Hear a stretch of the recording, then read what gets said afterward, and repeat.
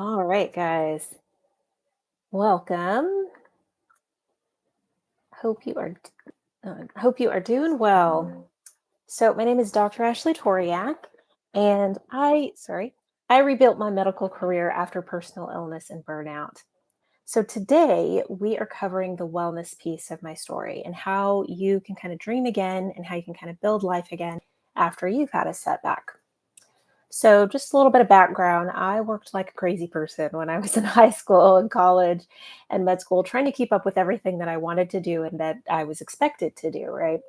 So, I was juggling everything. And when I was younger, it worked out okay. It's like some drama clubs, some violin lessons, some future medical professionals, some basketball, whatever. I could throw it all together and I could just keep going most of the time.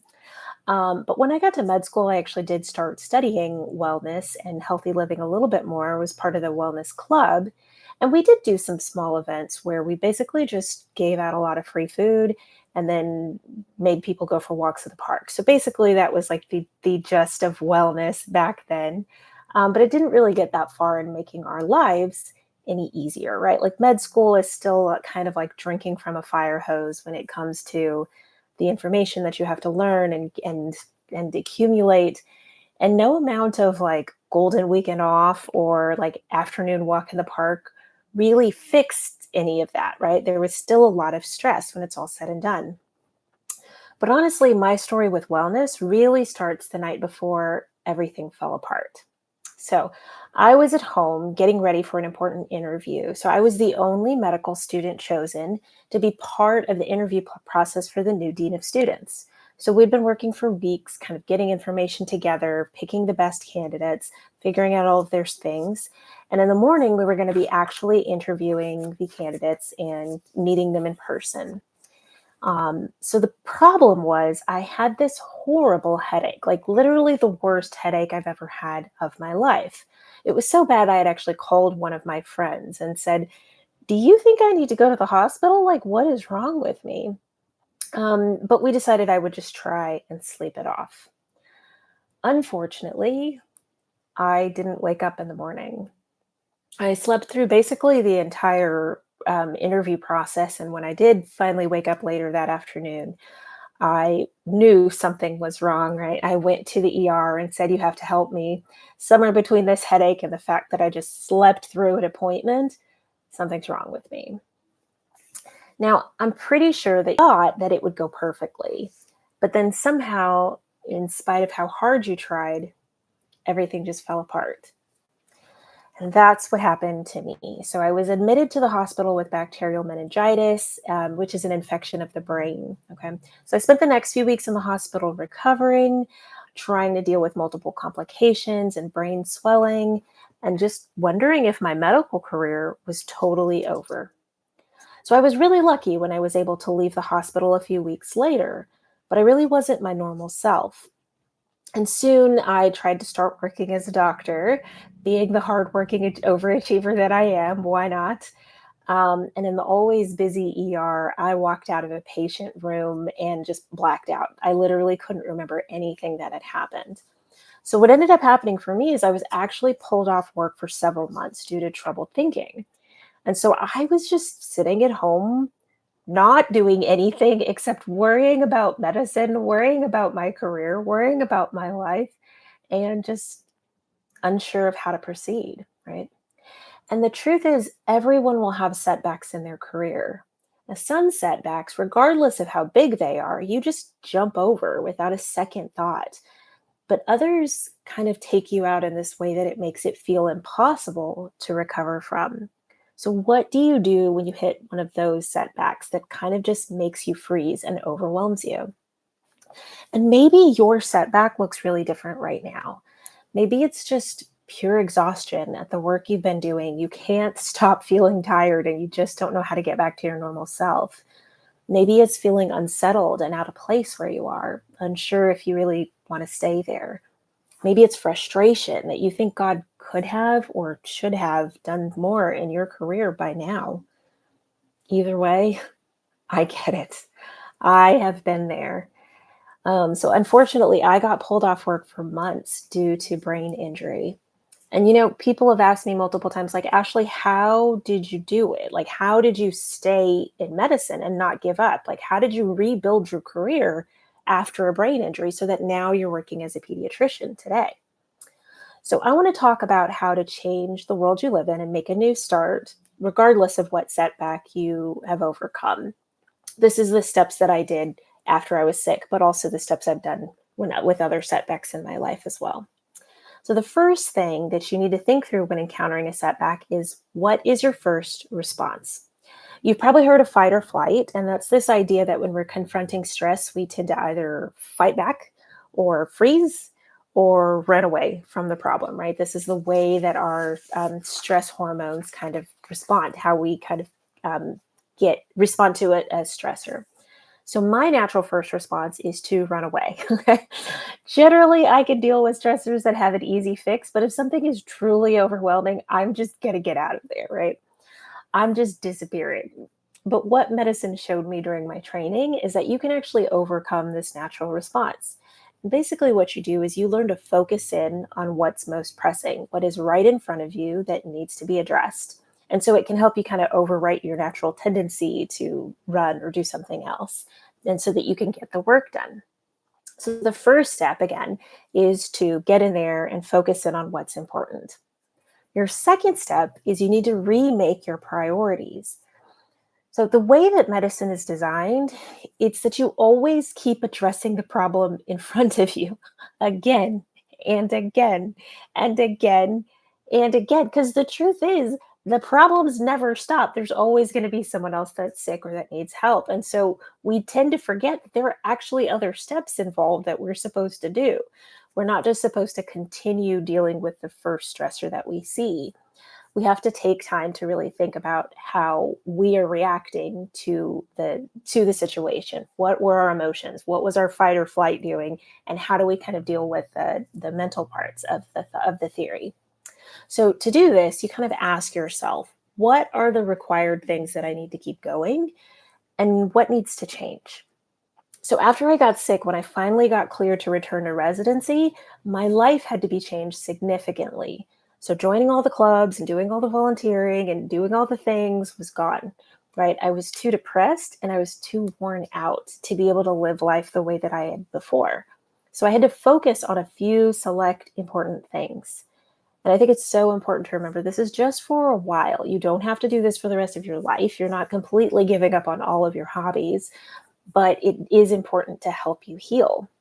So I made a list of 5 things that were important to focus on. So what became crucial for me was, 1, work; 2, sleep. That helped my brain a lot. 3, medical appointments; 4, nutrition, which had never been high on my list, but became very important. And then 5, faith. So I still went to church and I still volunteered with church sometimes. And that was the extent of my life for residency. Very little else actually made it in. So your first step is to make a list. What are your top 5? What are the crucial things that you have to deal with that have to be taken care of? What can be put off for a while? And the way women might need to hear this is, I need you to learn how to be selfish for a little bit. Okay. I work with newborns now. And so one thing that I frequently tell parents is, you can't take care of your child if you're not taking care of you, right? There's no way you can heal while still juggling all of the things that you'd been juggling before. You need to put in some boundaries, even just for a month, and find yourself a little room in your schedule so that you can do some other things, like the third step. So the third step is actually to mourn, to lament the things that you lost. A trauma, I like this definition, is anything that gets you off of your plans for your life. It doesn't have to be a huge thing in order to impact you significantly, honestly.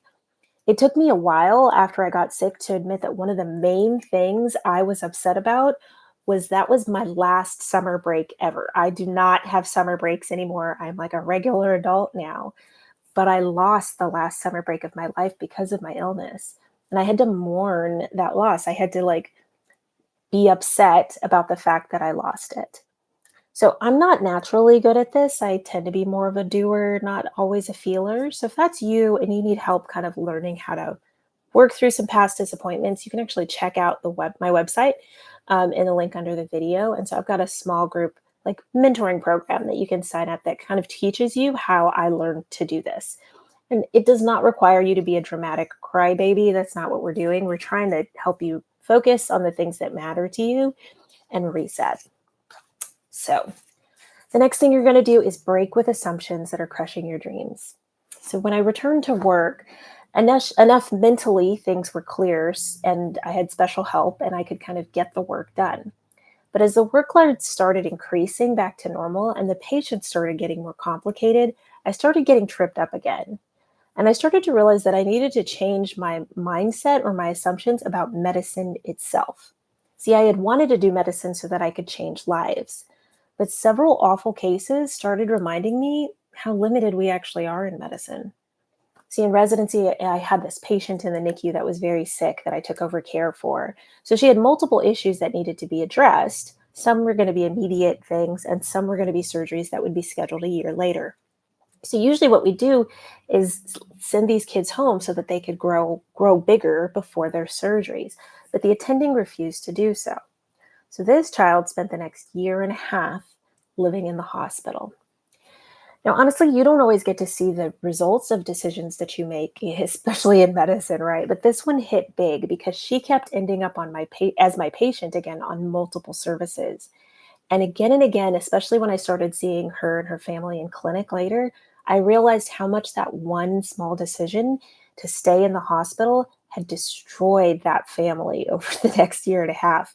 We saved her life, but also we somehow managed to wreck it.